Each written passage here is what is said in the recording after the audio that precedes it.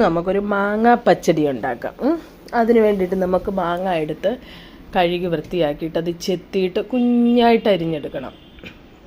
കുഞ്ഞായിട്ട് അരിഞ്ഞെടുത്തിട്ട് അതിൻ്റെ കൂടെ ഒരു സബോള 1-2 സബോളയും കൂടെ കുഞ്ഞായിട്ട് അരിഞ്ഞെടുക്കണം. സബോള, പച്ചമുളക്, ഇച്ചിരി ഇഞ്ചി, ഇച്ചിരി കരിയാപ്പല എല്ലാം കൂടെ കുഞ്ഞായിട്ട് അരിഞ്ഞെടുത്തിട്ട് അതെല്ലാം കൂടെ ഇച്ചിരി ഉപ്പും കൂടി ഇട്ടിട്ട് നല്ലവണ്ണം ഇളക്കിയെടുക്കണം.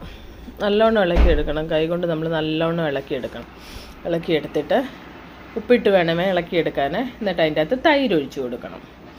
തൈര് ഒഴിച്ച് കൊടുത്തിട്ട് നല്ലവണ്ണം ഇളക്കണം. തൈര് ഒഴിച്ച് നല്ലവണ്ണം ഇളക്കി കഴിഞ്ഞിട്ട് നമുക്ക് നമ്മുടെ കടുക് ചതച്ച് വെച്ചിരിക്കുന്ന കടുക് ഇട്ട് കൊടുത്ത് നല്ലവണ്ണം ഇളക്കി എടുക്കണം. ഞാൻ ഇഞ്ചി ഇടാൻ മറന്നു പോയായിരുന്നു, ഇപ്പോഴാണ് ഇഞ്ചി അരിഞ്ഞിട്ട് കേട്ടോ. നല്ല സൂപ്പർ ടേസ്റ്റാണ്. നിങ്ങളൊന്ന് ഉണ്ടാക്കി നോക്കണേ, നല്ല സൂപ്പറാണ്. Okay, thank you.